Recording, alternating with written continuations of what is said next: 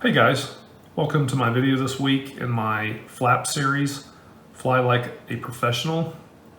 Not to be confused with flap, fly like a prick. sorry I couldn't resist. Anyway, none of you are guilty of doing that. Anyway, I want to talk about flying by the numbers. One thing that's helped me immensely in flying the 310, and this works for any airplane, is remembering the mantra pitch plus power equals performance. So what it means is at any given phase of flight, whether you're maneuvering for an approach or flying down the glide slope or climbing out or doing a missed approach, if you set your pitch at the same pitch each time for any one of those phases and your power, you'll get a predictable performance. And I'll explain more during the video. Here are the pitch and power numbers for my airplane. I'll explain at the end of the video how you can create a chart like this for your own airplane. This chart is from a 1974 Cessna 310Q with 260 horsepower IO470 engines. The columns across the top are the phase of flight, the pitch, the power setting, which includes the manifold pressure and RPM, the resulting airspeed, which is the performance, and then the last two columns are the configuration, so gear and flap up or down. So for climb, I pitch to +5 degrees, I have full throttle and climb RPM of 2450 and a cruise climb of 120 knots. At approach level, I'm +2 degrees up, approximately 18 inches of manifold pressure and 2300 RPM. That results in approximately 115 knots, give or take a little bit, with gear and flaps up. When I join the glide slope, I pitch down to -3 degrees, put my gear and flaps down, and I don't need to touch my throttles or my RPM, and the airspeed remains the same. In other words, adding the drag of the gear and the flaps is enough to take me downhill. And finally, for go around, I initially pitch up to +2.5 degrees while I clean up, and then transition to a climb pitch of +5 degrees once I'm cleaned up. So now let's climb into the airplane and see what this looks like in real life.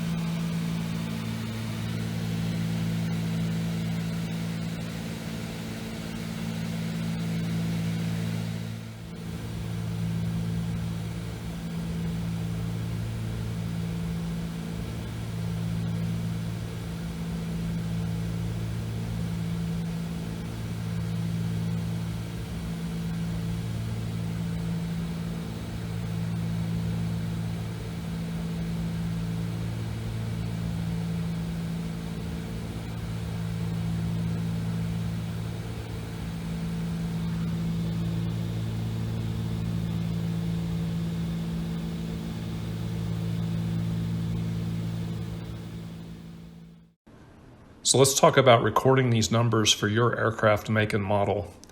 Here's a sterilized version of the chart that I presented. So you can take a picture of this if you want, pause YouTube, take a picture and send it to your printer, or create your own version. I don't have a Dropbox account, so I can't make this available online. As far as recording your number, a few points to think about. First of all, for safety, take a safety pilot along with you to watch out for traffic and write down the numbers. Do this in visual meteorological conditions. Use your autopilot if equipped.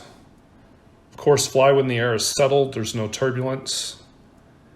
A no-wind day is the best day to do this. Remember that your ground speed will affect your rate of descent on a glide slope, on a 3-degree glide slope.